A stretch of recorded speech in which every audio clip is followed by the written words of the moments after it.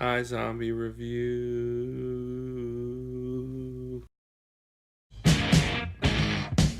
Uh-huh. Oh, yeah. Stop, no, no, no. Ooh, I'm already dead. Yeah.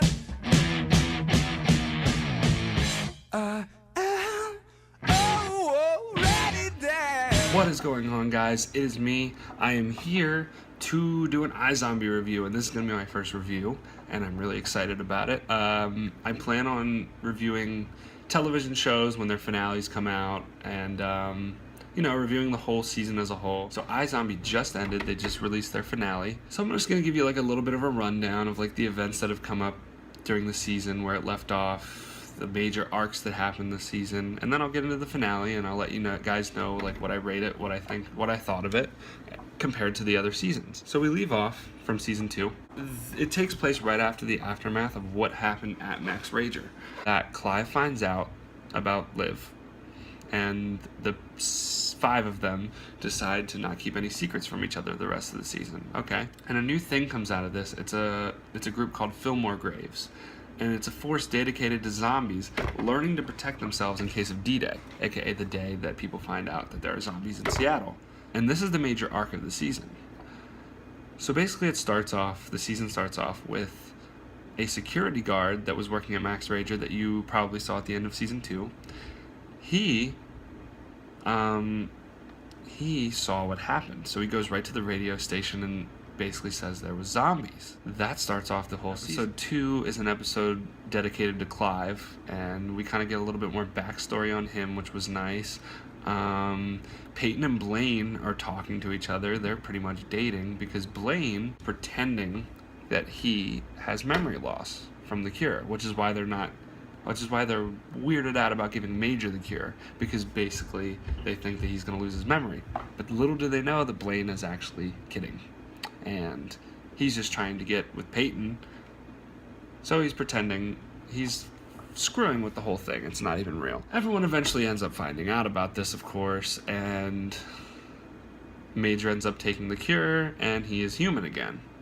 And basically, that is mostly it for Blaine's arc this season. He had a very small arc in the second half of the season. Peyton dumps his ass, of course. She doesn't want to be with Ravi. Ravi sleeps with someone else. Peyton finds out, and then that whole thing gets destroyed, which kind of sucks because I have always been a major Ravi Peyton fan. Rayton, Pavi, I don't know which one it would be really, but yeah, shipper names, So that's that whole thing. During the season, Major, while working with Fillmore Graves, he turns into a human again, like I said, and he continues working for Fillmore Graves even though he's a human, which is a very interesting thing. Major also this season meets up with Natalie again, and he gives Natalie the cure. And Natalie is the girl in the second season that he had to kidnap and not kill, and blah blah blah. So he gives her the cure, and she escapes. She gets out of town, and that's all we see of her. While Blaine is going through his whole acting phase, what's actually happening is Donnie is talking to Blaine's dad, who is played by the wonderful Robert Knepper, who plays T-Bag in Prison Break. He's awesome. They come up with a business venture that will be recognized as, or that will be known as the Scratching Post, which is like a bar in town for zombies. Now, remember when I said that Major gave Natalie the last cure? Well, that was the last cure. And Liv wanted to get cured but couldn't because because Major, Mr. Lillywhite, gave it to Natalie. What a douche, right? Now, I'm going to bring in another guy into this equation. There's a guy named Harley Johns who believes that there are zombies out there and is dedicated to finding out and exposing them. So Harley Johns, that's his whole thing this whole season. And at one point, Liv and Ravi infiltrate him and his friends who are trying to find zombies and figure out what they're up to. And turns out they caught a live zombie, which ends up being Donnie. Of course, right? So Ravi's in there, and he's bad. He's sticking up for the zombies and whatnot. He's sticking up for Donnie because he knows him. And wouldn't you know it, they're going to try to freaking take him out. So he needs help. Liv and Blaine bust in, start tearing people apart, and during the process, Harley Johns turns into a zombie. No bueno. We'll get back to that end of the season here. While Major is going through his hate mail, he gets a message from a woman named Shauna, who is actually sending him more of nice mail, not hate mail, saying that she believes he's not a killer and she wants to meet him and she feels bad for him, blah, blah, blah.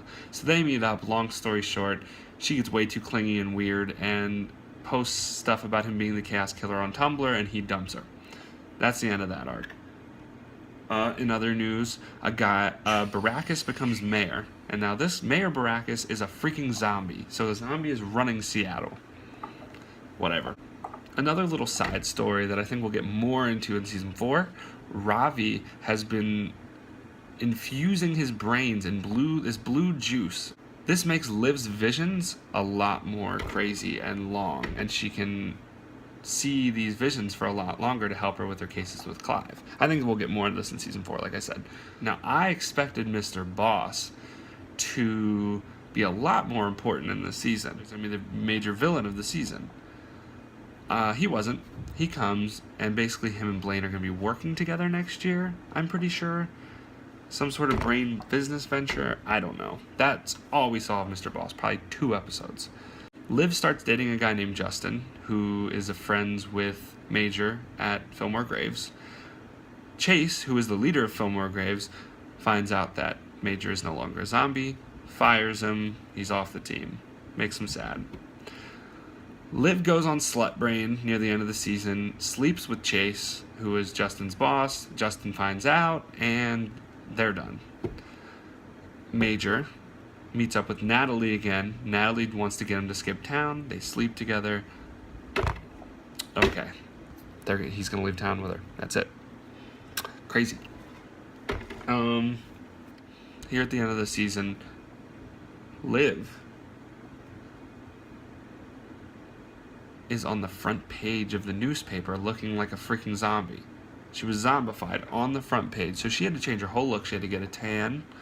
She had to put on a wig, which is actually her natural hair, which is kind of funny. Rose McIver, who plays Liv, her actual hair, she got to wear it for the end of the season.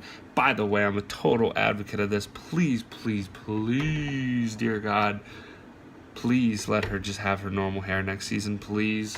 That would be wonderful. She looks very hot. She looks good. Alright, so now we're at the end of the season. Harley Johns shows up to a party that Natalie and Major are at. He is horrified that he's a zombie. He thinks they're a disgrace, blah, blah, blah. He has bombs strapped to him. He opens his coat, blows up the whole house. Natalie dies.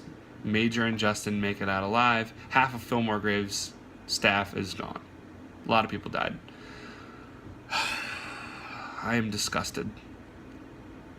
Natalie was perfect. She was the perfect fit for Major. She was beautiful. She was cool. No drama. I wanted them to move away together, have a sideshow about them, right? I'm all down for the cause. So that happens. Major goes back to Chase, who is the leader of Fillmore Graves, and asks him to scratch him so he can be a part of the team again. And he does. Last episode of the season we're getting into here. There is a shot that you can take that will make sure that you don't turn into a zombie. Someone's been spiking these shots. Someone has been spiking these shots. Are you kidding me? Someone's spiking these shots with zombie blood. So all these people are turning into zombies and they don't even know it. Johnny Frost takes the shot. Dale, who is Clive's girl, takes the shot. Luckily, Clive doesn't, so we're not going to see a blonde Clive anytime soon. But holy crap. This is nuts. Johnny Frost goes on live television and tells everybody that it's not okay. Don't take the shots. You're going to turn into a zombie. The whole damn town goes crazy. The whole town. Oh my God. the humans start attacking the zombies. Fillmore Graves tries telling everybody, it's okay, like, we're not gonna hurt you, let's leave it go, blah, blah, blah. Doesn't work out. Humans versus zombies montage at the end. We don't get the ending of that, but we'll see it next season. Which is why this has been such a huge... This is gonna be a huge season next season. It's not even gonna be like it has been at all. It's gonna be nuts. Ravi and Liv have a moment in the last few seconds of this episode. They have a moment. They tell each other they love each other as friends. And then Ravi has a cure. A new cure. A little cube of a cure. He takes it and tells Liv he's going to be the guinea pig and tells her to scratch him. And then the episode ends with a black screen and him sounding like a zombie and then saying, just kidding. Because it has to end like that. It's funny. So my overall thoughts on season 3, I think all 3 finales, season 1, 2, and 3 are all very good. But I think that season 3 as a whole is the best because they kind of got away from that procedural stuff that they were doing in season 1 and 2. So I definitely like the direction the show is going, kind of sticking to the overall big arc a little bit more instead of just going procedural with it. A lot of guys like the procedural stuff, but I'm definitely more of a fan of getting away from that a little bit, especially with the first 2 seasons doing it so hard. Like, it was just always there. I really like a lot of the character development that we got. Major getting away from his season 2 self. I liked Major a lot better in this season. Kind of taking the whole chaos killer thing in a funny way, you know, just reading fan mail, you know, hate mail. Ravi's decision at the end was very brave. It was very interesting. And Peyton was very, very low-key this season as well. She kind of had her relationship stuff with Blaine and Ravi, but that's kind of all she was really doing. She was lawyering it up or whatever. So going into next season, I have no idea what's going to happen. We don't know if Ravi's a zombie. We don't know who's going to win between the zombies and the humans. We don't know how global this is going to go. It's going to be nuts. So overall, I'd give it like an 8.5 for the season. I thought it was the best season thus far. A little bit better than season 1. Season 2 dragged a lot. I definitely like that they went back to a 13-episode season instead of having the 19 episodes that they had last year. It definitely worked a lot better because I thought season 2 was its weakest season. Season 1 also had 13 episodes, and I really like that as well. I think it's going to do better with a 13-episode season. Yeah, I'm really looking forward to a lot of these arcs next season. I'm really looking forward to Blaine, Mr. Boss. I'm looking forward to seeing who the main villain is. I think it'll be Mr. Boss next year, / Blaine. Probably a team up. I'm looking to see if a lot of things are happening. So that's the end of the video. Hopefully you guys like this stuff going forward. I mean, any TV show fans out there, like, I'll keep doing this stuff for you guys. Make it its own little series. I'm not going to do them too often, but whenever there's like a finale or something, we'll see where it goes. I plan on doing a few more of these. I plan on doing Master of None in a few weeks. Kimmy Schmidt coming up. We'll see what else. We'll see what's going on. That's it for me. I'm out.